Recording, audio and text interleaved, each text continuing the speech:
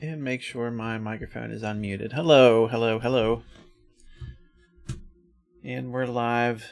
Hopefully, if you're in chat there, just say hello. Everybody that's watching, let me know if it's actually working or not. If you're having trouble with it, just, I know there was a couple of people that had some buffering issues, things like that. You just hit the little settings button on the bottom right hand corner of the video, and if it doesn't do it automatically, which it should, if not, you can click the little settings button and change it to some lower setting if you're on a mobile device, not on Wi-Fi, whatever. But hello, Chris Gerard. All right, we have a special guest. We're going to be talking. Hi, Lachelle, and everybody else that's there. Dawn, hey buddy. I'm getting a weird echo in my. The reason I have a headphone in here, an earbud, is so I can talk to Madison here, my wonderful editor, so it doesn't come over the speakers into the microphone, and then a nice little feedback loop where you guys would hear about 10,000 times. If you want that to happen, let me know, but otherwise, this is where we're going to go. So if I look really important with the headphone here, I'm just going to do this and act like someone's giving me instructions from the studio. Oh wait, this just in. Stuff like that. So just be ready. It's going to get crazy. All right. So let me click a button, and we're going to say hi to Madison here. I hope it works. Madison's right here on my monitor, and she's also right here, and she's going to be right here, right there, and she's going to be over here. So I'm going to be seeing her like 6 different places. So I don't know who to talk to, but hopefully you'll see it one time. Okay, it worked. I think. You're really big. You're really big.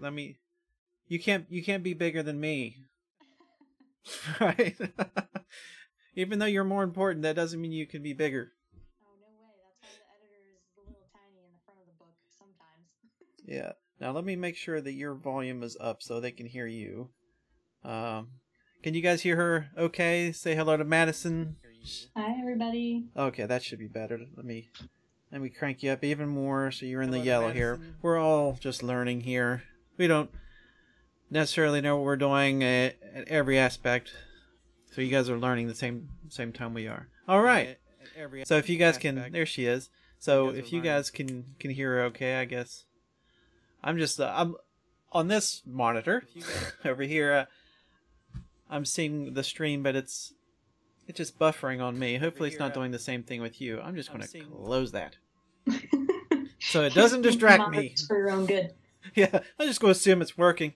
You know, it works. And Dawn, for you, just for you, I cranked the settings down on the bit rate. So if you have bad internet, it'll work for you. So, but the quality might be a little bit lower. Yeah, hopefully you won't tell a difference. But there it is. Hopefully you can actually watch it and respond. So anytime you guys have any questions at all, just go ahead and put it in chat, and I'll try to answer. She sounds good. Good. Very good. Thanks for that. All right, Madison. So, do you want to show him the book that I got in the mail? Oh yeah, I do. Okay. He texted me when he got in the mail, and I literally screamed out loud and scared my roommates half to death. But it's okay because it was a good scream. So.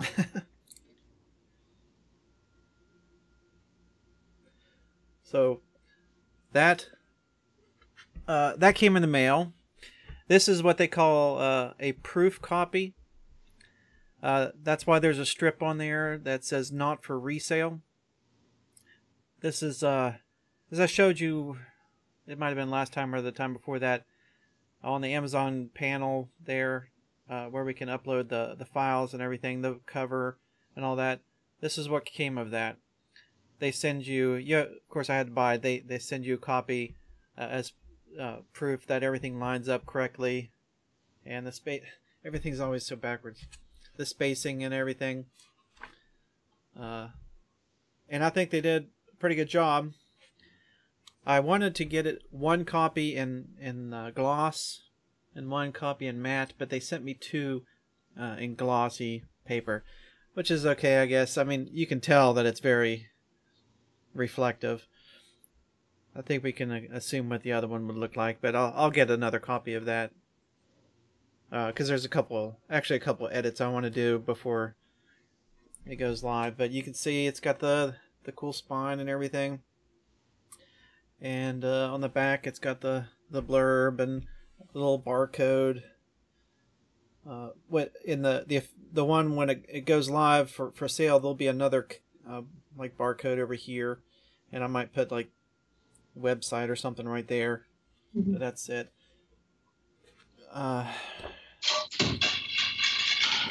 Don, you still can't get it? What kind of internet do you have, buddy? Are you in dial-up? Is this 1993 here?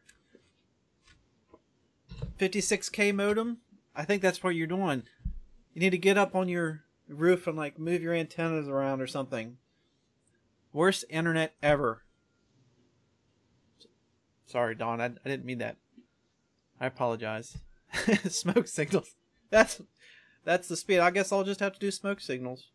You'll have to listen to audio only. So, Madison, when I sent you the first files, Mm-hmm. and asked you to edit it, when you open it up, did you cry immediately because it was so terrible, or was it later in the book that you thought, what am I doing, and question your line of work?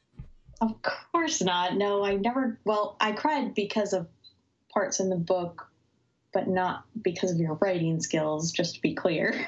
We're not talking about spoilers. Wait, No, let me see. Has everybody read the book in chat? Let's see hands. Has anybody not read it? Because if everybody's read it, we can talk spoilers. Well, I don't know. We might not want to for people who watch it later. Logic. It's logic.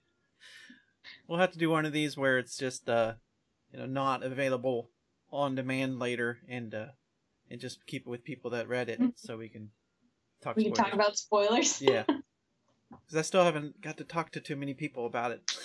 I really want to talk, but anyway, interrupted you.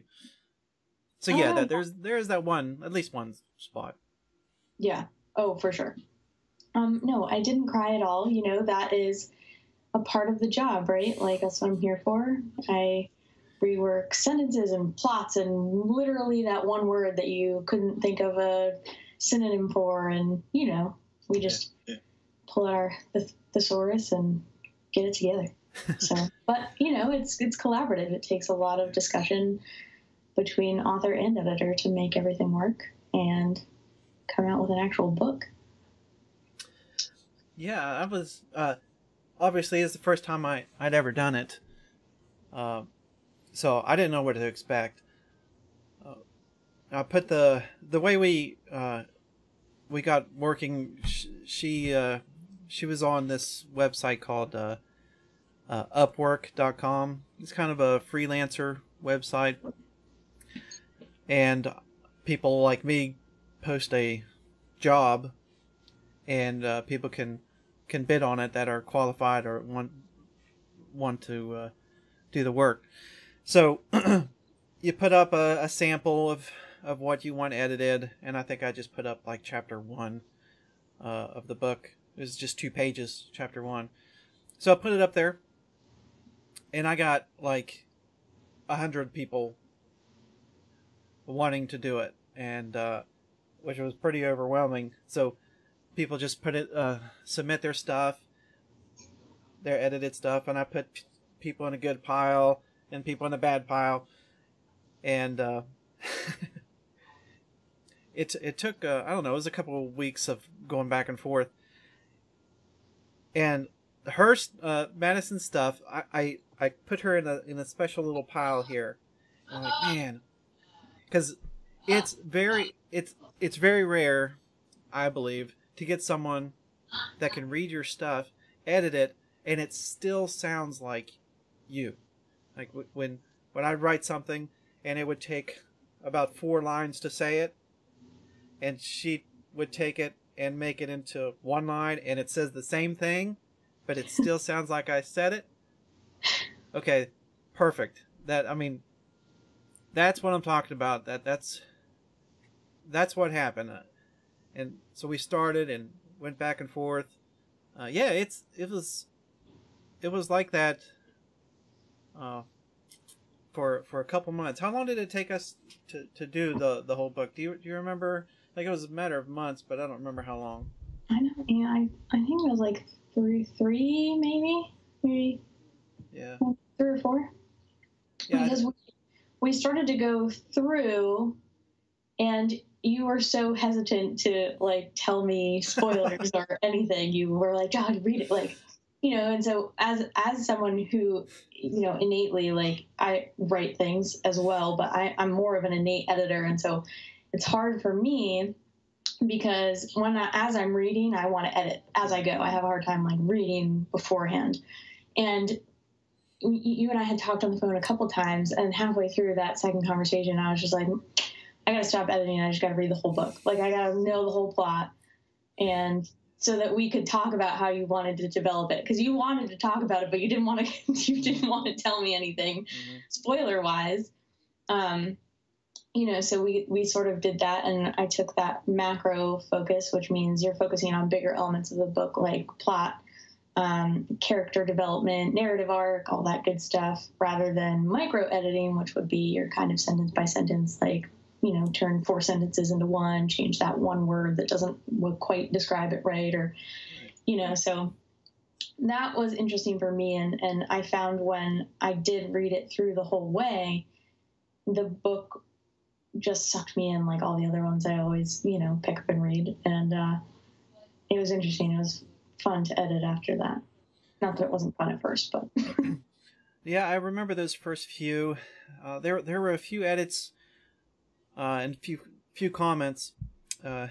If you guys have ever, I know everybody's used Word, but Microsoft Word has this track changes ability and the ability to put comments in. So, I give her the file, put it out there, and she would, I think we went Google Drive and then OneDrive. We did a couple different things, but so she would go through a highlight, make comments, and things. So there were a few, not very many. There'd be one or two edits or comments where she would say something that she was absolutely right, but it didn't. It would make more sense as you read. Like, there was something in there that just didn't make sense really for where it's at, and then not knowing the context of it. Yeah, it should have been taken out, but later on, I think she was like, okay, that makes a little bit more sense now. So I think she was probably trying to do it the proper way, where she just goes, line by line and doing it, the way she does it. But I think it was just me wanting to be, because I just can't talk about, I can't do spoilers. I can't do spoilers on movies. I will not talk about it. You could tell me any movie secret and I won't tell you. So I just can't do it. So I couldn't even tell my editor what was going to happen in the rest of the book. It's true. I had to find out for myself. It's terrible. It's terrible. But and so for my book that I'm writing right now, and the peer critiques that I'm getting from kind of the leader, I find myself getting the same question that I would ask you about certain parts in the book, where it's sort of a breadcrumb that you leave, right? You're foreshadowing or whatever, and then someone asks a question, and you're like, well, I can't tell you because you're going to find out later. Mm-hmm. So, those are actually really good comments and edits and questions to get because somebody's intrigued, right? You have a question that needs answering, and so you have to get your character there and move your plot there so that the person has the answer. Yeah, that makes sense. See, she knows what she knows what she's doing. Thankfully, she just says this stuff, and I'm like, that sounds good. That's what I need. So yeah, read a lot of books, all right? But you know what, everybody, books are hard. Books are hard. Books are hard, and the process is long, and it can be very discouraging, and tedious the whole way. Like, there's not a part of book writing or editing or publishing that is not like difficult. So yeah, it really is. And not looking for sympathy or anything, it's just a fact. There's just so much that I had no idea exists. If you want, and that's just writing. If we're just talking writing a book, and I think my camera's a little high. Excuse my dust here as there we go. You're looking at my ceiling. Oh, the wonderful artwork back there that one of my or both. I think it was both the girls scribbled on and drew a picture for me. So it's on my wall. Beauteous. Maybe one day I want to put a poster of my book cover up there. Oh, wrong side. Yeah. Anyway, I don't get sidetracked at all. So, books are hard, and finding time to do it is difficult when you got a million other things. During the editing process, you were doing 5,000 different things. How did you find time to finally get, at the end of the day, you're working, you're doing school, you're doing all kinds of stuff, and then, oh, by the way, you got this book to read. But did you find that difficult to find time? Yeah. So basically, I work full time. My for real day job is in marketing, and I finish in 2 weeks. Thank the universe, getting my master's degree, and editing books. So yeah, it's all about scheduling for me. So I'm like a crazy bullet journal lady. And some days, if I'm feeling super unproductive, I will literally schedule my day by the hour. And if I don't do that, I'll just make, a to-do list and sort of go as I go. But yeah, it's all about making sure that you have it somewhere. I have to write it down and make a list, but some people use their phones or whatever, and you just make sure this is everything I have to do and block out enough time. And sometimes that means sitting at your desk at 10:30 at night and figuring it out, which is the case not only for, editors who edit books on the side like I do, but for authors like everywhere. And what I think a lot of people don't realize is that many authors aren't full-time writers. They have day jobs and they have lives outside of writing books, and they did it just as you did, where they put the kids to bed and come home after work and they write for hours until it's done. Yeah. Well, it's I think you're right. I think there's a lot of people like that, more than you would expect. Now, the big ones obviously aren't like that. People that you walk into a bookstore and you see their best-selling stuff up there. Those people, they do it full time, and they have a staff of people that do things for them full time. There's a big disparity between the high level people and people like me that have we officially haven't even released a book yet. So there's a lot in between. There's what we have, and then they are just at the top of their game with a big staff of people. So it does take a long time to get there, though. My favorite example, and my favorite one of my favorite authors is Victoria Schwab, and she, first of all, if you don't read her books, you should totally go read them. And if you don't follow her on social media, she's a really good, inspirational human being and author. And I forget how many books she has, but she published something like 5 books before one really hit you know, as like a bestseller and got out there and people knew who she was, you know, so it takes a while, and, you know, not every person has that first book be, you know, the #1 bestseller on the New York Times list. Sometimes it takes 5 books. Oh yeah, yeah. It's like, it's like winning the lottery, and being struck by lightning, and being attacked by a bear, all in the same day. That's the likelihood. It's just, you could just say it's not going to happen. It's not going to happen.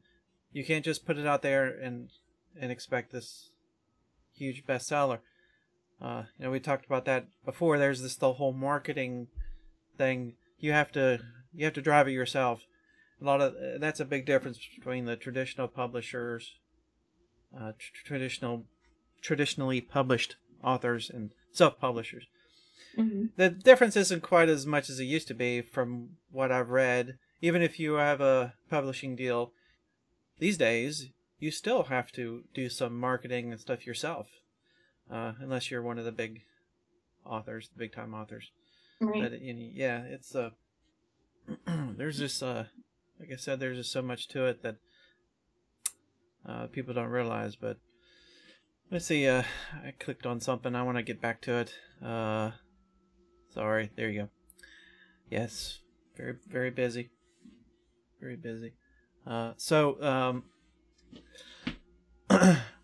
in the actual editing process of our book, I say our because really there's not a single paragraph that hasn't been touched, you know, in one way. It's been a few months now, but but is there one thing? There was one thing that you kept saying.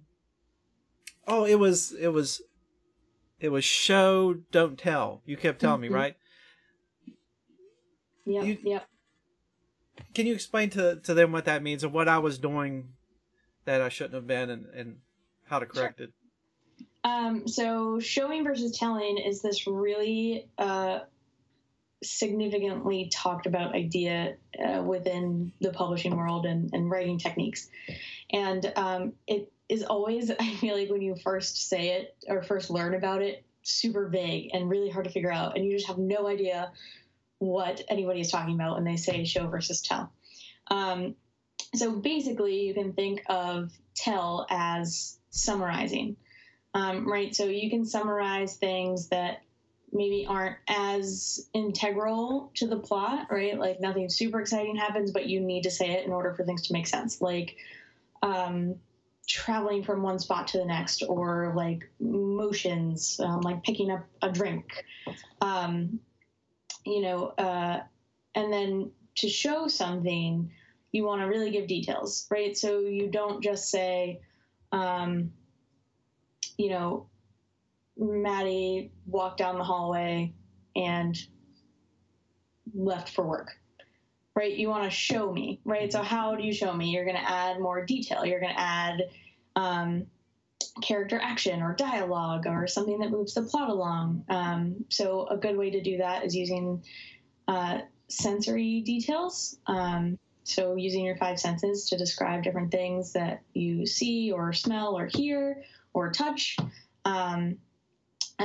Or, you know, like adding in different types of character thought that adds a little bit of backstory, just different things like that, rather than just summarizing something that you could use to move the plot forward. I hope I explained that well. Oh, that was okay, good. I mean, that's just, it's going through my head. Like, I know exactly what you're talking about now, and I remember, you know, writing it in that way, and that's really how I started. I did that a lot, as you remember, throughout the whole story. I would write, you know, she felt this way, or, you know, but you through the editing process, the way she did it, she didn't necessarily just like take something out and said that was terrible. She would, you know, highlight it, comment it, and say, you know what, you could probably do this better. Certain things you could change. And sometimes she would put, well, here's maybe something more like this. So I would take her suggestions, sometimes just copy and paste a lot of it, or just kind of do, you know, a little bit change it a little bit here and there.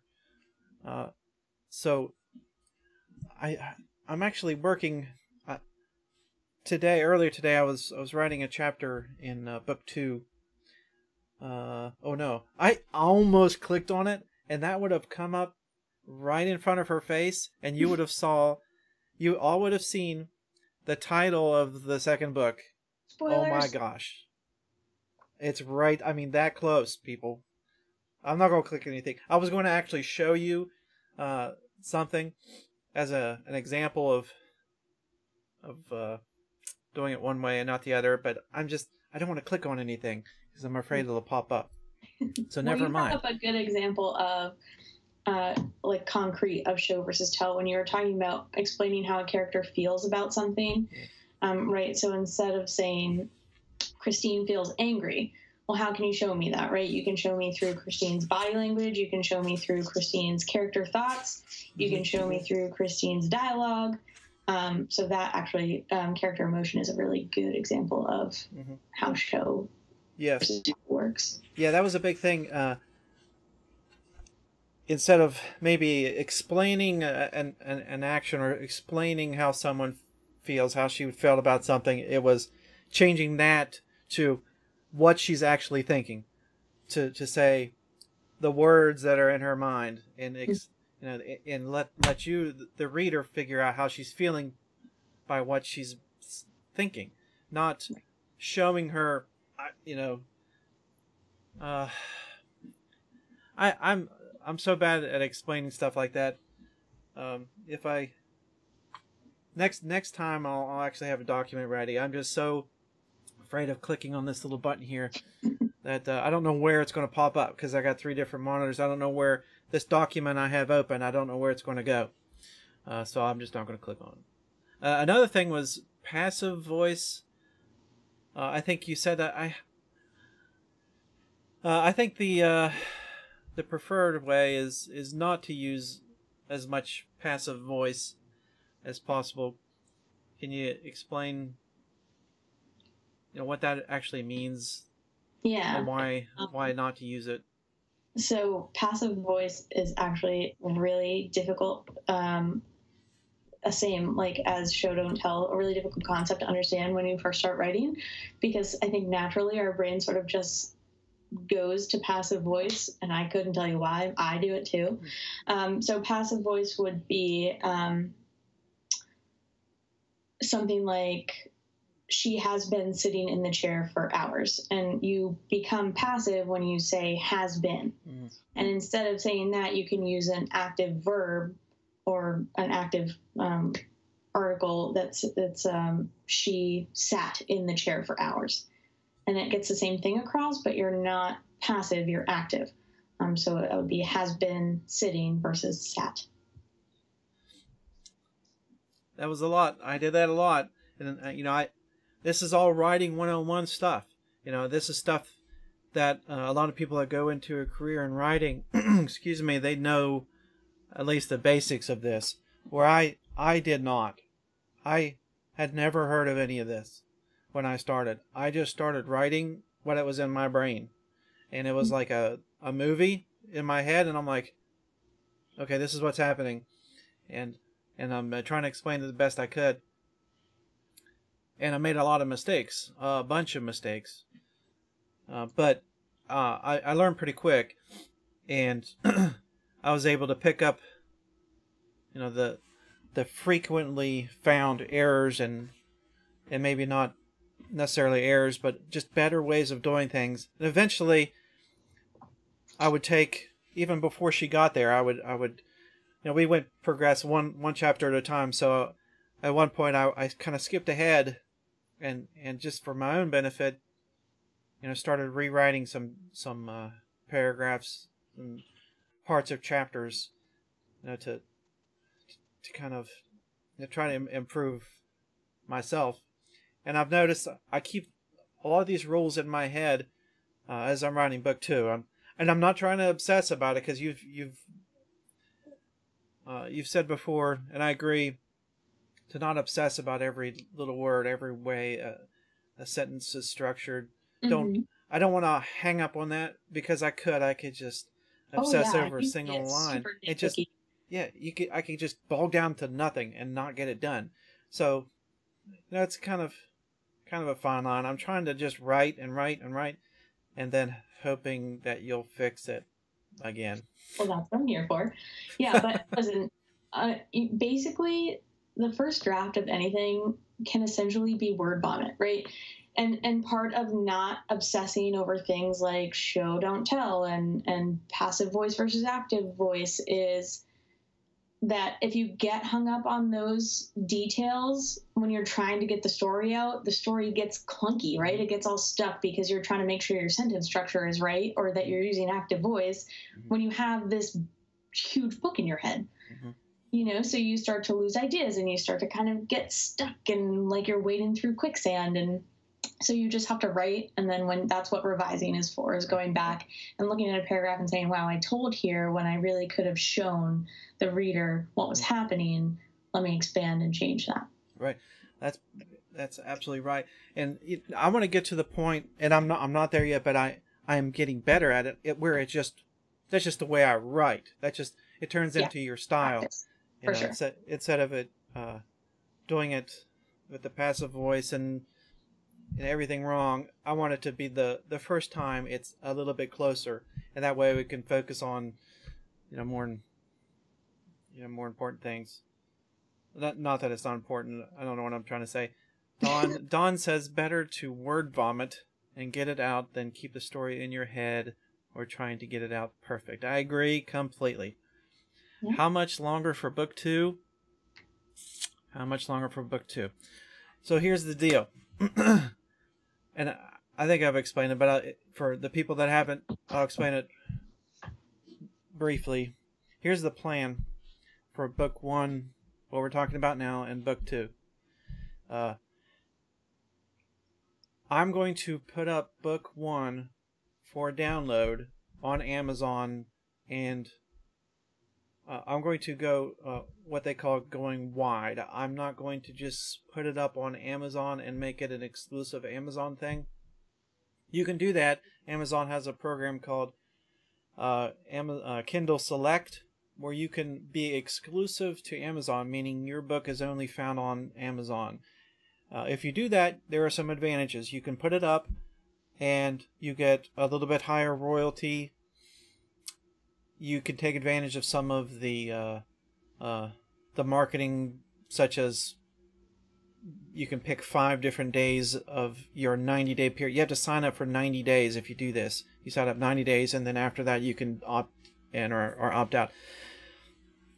And you also automatically enrolled in the Kindle Unlimited program, which is a monthly fee service with Amazon, and your book's up there. People can read it for free. If your book's in there, you can just kind of check it out and read it like a library. But you get paid per page that people read. So you still make money even though it's free. What I'm going to do is I'm going to go wide, which is not being exclusive with Amazon. I'm going to put it up on Amazon, but I'm also going to put it up on Barnes & Noble, iBooks, Kobo, Google Books, everywhere that you can think of. It's going to go up. But for number 1, it's going to be free. The download is going to be free. And at the beginning of the book and at the end of the book, there's going to be links where you can, if you're interested enough to read the book, you can download it for free. And if you read through it, and if you're interested, there's going to be a link there that says, first, well, here's number 2 available for pre-order. So the key is to have book 2 completed enough where I can hit the button for book 2 to make it available for pre-order. On Amazon, you can only do pre-orders up to 90 days. So basically that means we have to be, editing and all, we have to be able to say, in 3 months, this book will be out. If it's not, Amazon gets mad at you, and you can't do any more pre-orders for a year. which I guess, it's not, I don't know if I'll have more than one book in a year. I don't know, but they frown on it. So that's what I'm going to do. I'm going to hope that people download book one for free, and I'm going to advertise it, and we'll do the marketing. And I still got to do some of these videos. I'll show you guys the marketing stuff, and I'm going to ask Madison about this stuff next, because that's another thing that she's really good at right there. We haven't even talked about that yet, but it's called a reader magnet. That's what they call it. You put a book out there for free. Hopefully they read it and enjoy it enough to want more. So they'll click two things. They'll have the option to click and download. It'll be about 50 pages. It'll be the author notes document, where I'll have notes on all 40 chapters of all the thoughts and everything going into each chapter. That's going to be a separate document that they can click and download that. But to do that, you enter your email address, and you're now on the fan list. You're wanting more information about the book. You want this document. You're a fan, so you're willing to put your email to be notified of this stuff.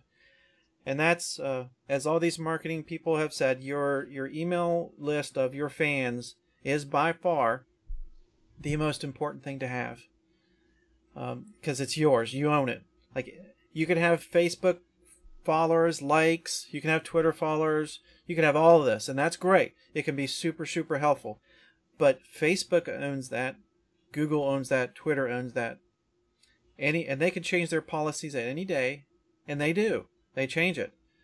Facebook's changed it recently, and people's entire business has just gone away by just a policy change. And that now something they post just doesn't get out there anymore. So your email list is yours, and they are people that are interested in your stuff. So it's extremely, extremely important that you get fans that have read your book and want more into a place that you can get in touch with them again and let them know when there's new stuff. So that's the basic plan, and it works it works if you have a good book and you write something that's engaging enough where people want to know more. That's really the only way it'll work, is if people read your stuff and they want more. That's the key. So when will that happen? This is a long answer to that question. About 15% done. 7,500 words, give or take, right now. That's about 8 chapters.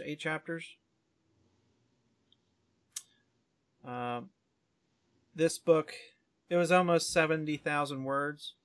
So if I think I have that as a target, about 70,000 words. Yep. I don't know, because I just don't know. I'm trying to do like a chapter a day, but it's more like a half chapter a day. So if I half chapter a day, get the book almost three quarters of the way done, and then put book one out there, put book two up for pre-order. I don't know. It'll probably be a couple months, I guess.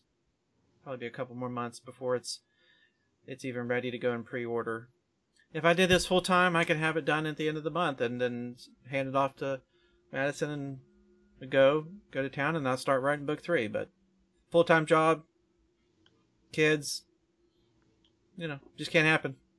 Trying my best. Anyway, that was your answer. Any other questions in there? Yeah. So marketing, that's what you do for a living. What I do.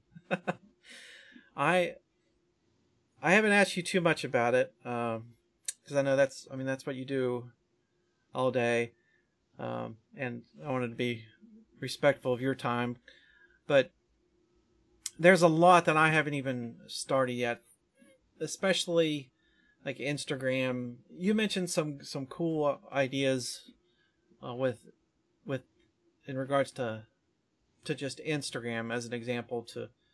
What are your thoughts? What would be a good way, from your experience, to use Instagram in a way to get readers? Yeah. So first of all, for any and all social media, you should make sure you have like a plan for content, right? You have to make sure that you don't make a social media account just to make it and then you never post anything, or you don't post consistently, because that's not how you're supposed to use it. If you're going to try to like grow a following, you have to be consistent, you have to be interesting, and you have to plan out those things to make them work well. So Instagram is an extremely visual platform, right? So you want to make sure you have really crisp, clear, beautiful pictures, and then making sure that you're getting interaction on those pictures. So, and by interaction, I mean more than just likes. I mean starting conversations. And then, so ways to do that, right? Taking, and a good way to make sure you have enough content for social media is, right, stepping kind of outside the straight and narrow of what you're doing and what you're trying to market. So you're trying to market yourself as an author and this book. You can step outside that and appeal to a wider audience by, right, you post a mixture of, the book and your writing process and but you stray out of that, right? What are you reading right now? Take a pretty picture of that book and put it up there and talk about your favorite parts, and share tidbits of your writing process. And, it's just about taking that kind of content and on the different social media platforms, making sure you cater it to what they're for, right? So Instagram's going to be really visual. Twitter's about kind of short, sweet conversations and tidbits. Facebook, you're doing a wonderful job with, is, more conversational, more interactive. Platforms like Tumblr are for really long form and more visual. So there's just like a place for everything, and just making sure that the content that you're posting is on the right platform and it is, making people engaged is the most important part. Yeah, I don't know how I would use Instagram. Like, with limited time, I feel like I don't know what platform. I believe, I don't want to say I don't know, I believe the platform right now that would be most productive would be Facebook. So right now I've been focusing just on the Facebook page and the Facebook group. If people don't know, there's multiple.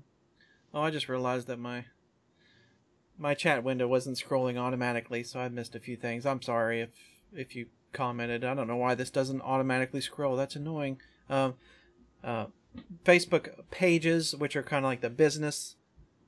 Facebook wants your business on a page, and a group is for like discussions and more like what we do in our group now, is just talking about stuff. So it's kind of, but they're two separate things as far as reach. Reach is something you hear a lot on Facebook when you have a page and a group. It's, let's just say I have right now about 200 people that have liked the page right now. But when I post something, it doesn't go to everybody. Like you think that if you like a page, you're going to get information about it. Like I'll type something out, hit post, and then later that day it'll say 8 people reached or something like that. Maybe later it'll be 32. But it'll never be 200.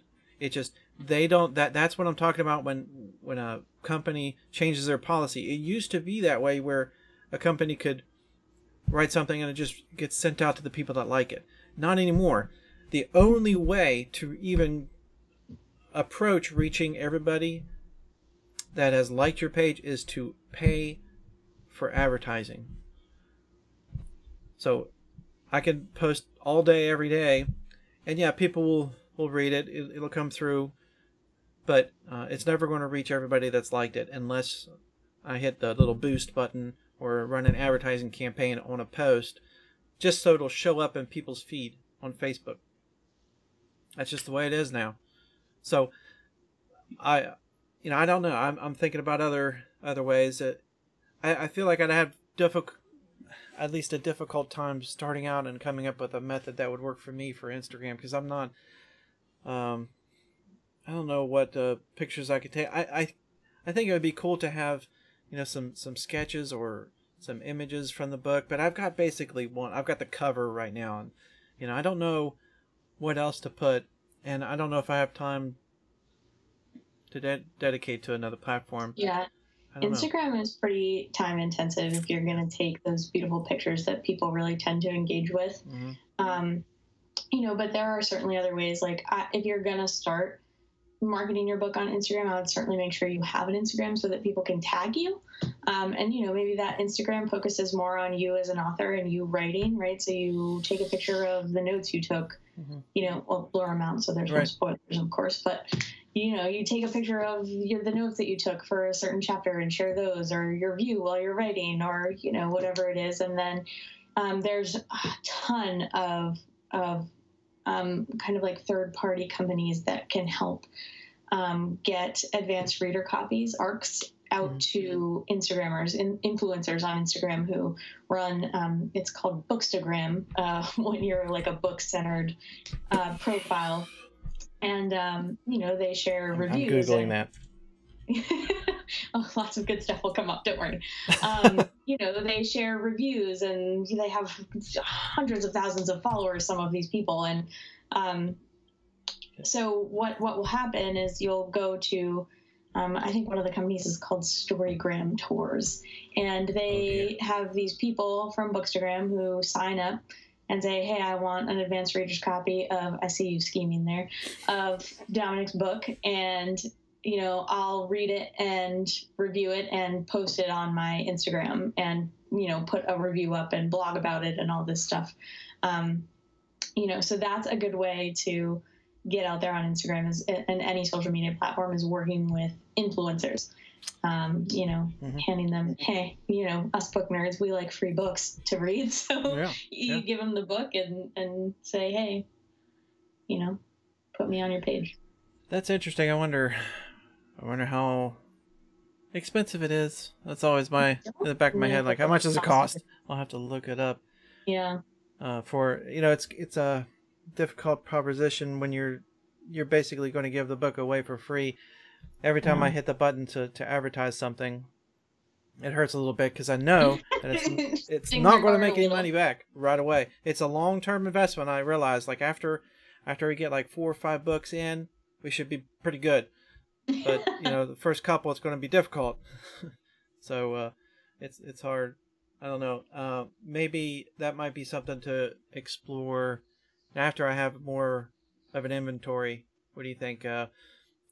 I really like that idea, but I think at least for the first 2, I don't know. I'll revisit that. That's a really intriguing idea, and I want to try everything I can, you know, to get people to read it. But maybe I'll wait for a little bit more inventory to do something like that, because it's key if you're going to have a loss leader at the front of your series, that you need some click through. You need more than one thing for people to buy, so you can at least make back the money that you spent on making it.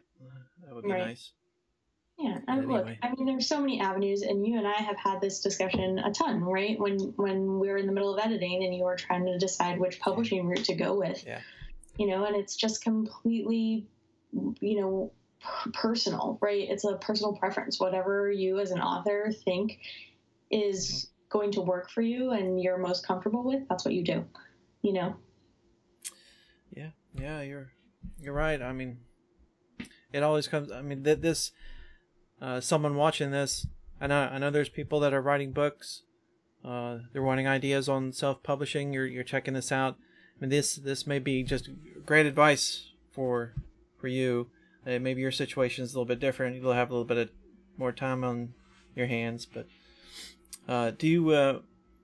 Having said that, do you? Are you still on Upwork, or do you still look for freelancing stuff, or are you just dedicated to your day gig? No, I am still on Upwork. So there's a few places people can query their manuscripts to me. One of them is on Upwork. Another is my website. And I guess we'll post those all somewhere so you guys can actually get to them if you'd like to. That'll be in the description of the video. Okay. I've heard so many people say that on YouTube. Click on that description, or click on the link in the description. And by the way, hit that subscribe, smash the subscribe button, hit that thumbs up. Are there any other buttons? There's a little flag there. No, not the flag. Press all the buttons. The flag is bad. That's the report button. Just click all the positive buttons that you see. Anyway, I'm really good at interrupting. Oh, no, you're fine. Yep, so Upwork, my website, and then I'm also on the Editorial Freelancers Association directory, which I think just takes you straight to my website anyways, but 3 different ways. So yeah, if you have a book that needs even just a read through and like, what do you think of the overall thing, or a partial manuscript edit or a full manuscript edit, I can do that. So yeah. Highly recommended, but you can't have her forever. I'm sorry. Yeah. Well, that's good. Yeah, I'll make sure that those links are in the description, so if anybody's interested, you can click through and talk to you. Anybody out there now have any questions before Madison jumps off here?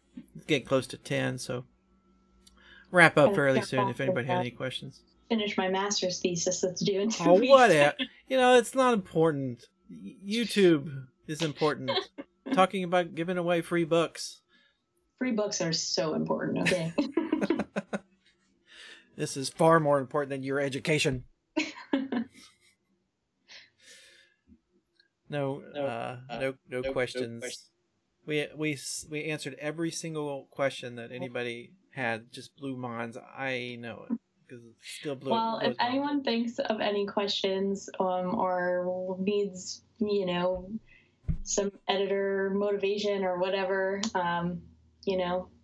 post on Dominic's Facebook page and just tag me in it, or go to my website and send me a thing. Find me on social media. All my social media is at Nib and Blade, NIB and Blade. On there, message me, whatever, and I will be here. And we will be diligently working on book 2. Oh, I'm sorry. I was reading my book. Yeah. That was very interesting, though. Sorry. All right. Well, I guess we can call it done. It was a lot of fun. We'll have to do it again another time. Maybe after the book's actually out, and we can talk about book 2. And I'm as far as book 2 goes and getting it edited. Oh my gosh! I almost clicked on it again. Get away from that mouse! I swear, I almost brought it up. You guys. Yeah, I'll probably not send it to you until it's done, and I probably won't tell you what it's about until you read it. But maybe I'll share the title with you second. I got to tell my wife first, and I can tell you second. Yeah. No spoilers, anybody. It's a secret. It's a secret. All right. Thank you for coming on, and it's a lot of fun. Yeah, thanks for having me. Thanks everybody who watched, and I'll be back eventually. Well, good luck on your school stuff. Not unimportant school things. All right, everybody. Signing off. All right. See you later. Bye. So yeah, that was Madison. That's you can see, you can see, she's really good. She knows what she's doing. So, here it is. Get the real thing soon enough. Do a couple edits. The one thing I saw that needs corrected is that you might be able to see it at the very edge of the book here. There's like a black strip. I need to adjust the cover. I don't know if I showed you that already or not, but a couple adjustments there. But anyway, that's it. I'll probably write some more in book 2 tonight. But thanks for coming, and may continue to do this every Thursday. May skip a Thursday from time to time, but just watch on Facebook. Hit the subscribe, and you'll be notified when I go live. So thanks for coming again, and Take care, and I'll see you next time.